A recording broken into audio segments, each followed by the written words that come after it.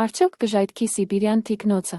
Ինչ են ասում գիտնականները այս մասին, ռուսական լրատվամիջոցները վերջերս մեկնաբանել են հետևյալ ձևով. այն մարդիկ, ովքեր ապրում են մեր Սիբիրում, նրանք չպետք է վախենան այս առումով որևէ բանից, նրանց կյանքին վտանգ չի սպառնում։ Բայց դեռ 2012 թվին ակադեմիկոս Յուրի Վլադիմիրովիչ Բարկինը գրեց. հենց Ռուսաստանն է առավել վտանգված կլիմայական փոփոխությունների ժամանակ։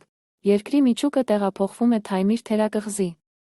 Հետևաբար Սիբիրի հյուսիսային շրջանները ենթարկվում են ավելի ուժեղ կլիմայական փոփոխությունների, քան մոլորակի մնացած մասը։ 10 տարի անց Nature ամսագրում լույս տեսավ մի հոդված, որը հաստատում էր այն ամենը, ինչի մասին խոսում էր Բարկինը։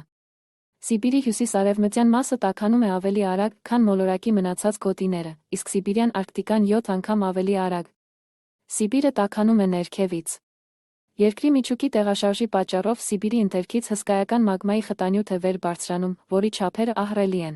Եվ եթե այն ճեղքի գետնի մակերեսը և դուրս գա, ապա տեղի կունենա զանգվածային ոչնչացում։ Բարկինը հավատում էր, որ դա կախված չէ մարդուց, եւ մենք ոչինչ չենք կարող անել դրա դեմ։ Այդ իսկ պատճառով ռուսական լրատվամիջոցները փորձում են հերքել այդ տեղեկությունը, որպեսզի խուճապ չստեղծեն։ Բայց իրականում կա լուծում, ինչ կարելի է անել, ասվում է այս տեսանյութում։